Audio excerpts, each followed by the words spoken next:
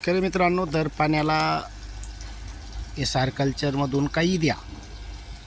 दगडांपासून बनवलेला अर्क असेल, या पालापाचोळा असेल, केळी कोरफड शेवगा असेल, या प्लेन कल्चर असेल, या थोडं रासायनिक टाकून द्या. दर पाण्याला द्या.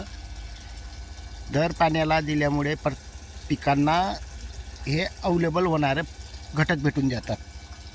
आणि जे आपण काही बॉन्डिंग तोडून खतं बी देतो आहे तेही आपल्या पिकांना लवकर लागू पडतं.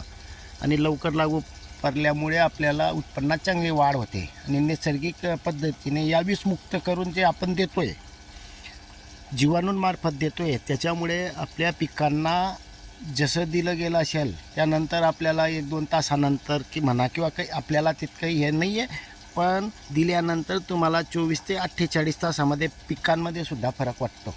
त्या जमिनीमध्ये दिल्यानंतर आपल्याला फरक पडतो. आपण डेली देत असाल तर आपल्याला अनुभव येतच आहे.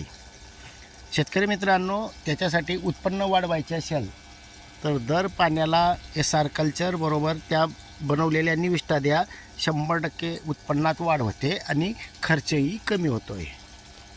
त्याच्यामध्ये तुम्ही नैसर्गिकरित्या द्या, या रासायनिक खतांचे बॉन्डिंग तोडून द्या. दोन्हीपैकी कोणीही दोघंही देऊ शकतो आहे आपण. असंही नाही की हे दिलं तर ते चालणार नाही. पण शेतकरी मित्रांनो, दोघंही दिलं एका टायमाला म्हणजे वेगवेगळ्या बॅरलमध्ये बनवून सोडताना एकत्र सोडा, काही एक प्रॉब्लेम नाही, रिजल्ट भेटतोच. आता मी स्वतः सोडतो, मला रिजल्ट भेटतो आहे, त्यावरच आपण अनुभवातून सांगतो आहे. धन्यवाद.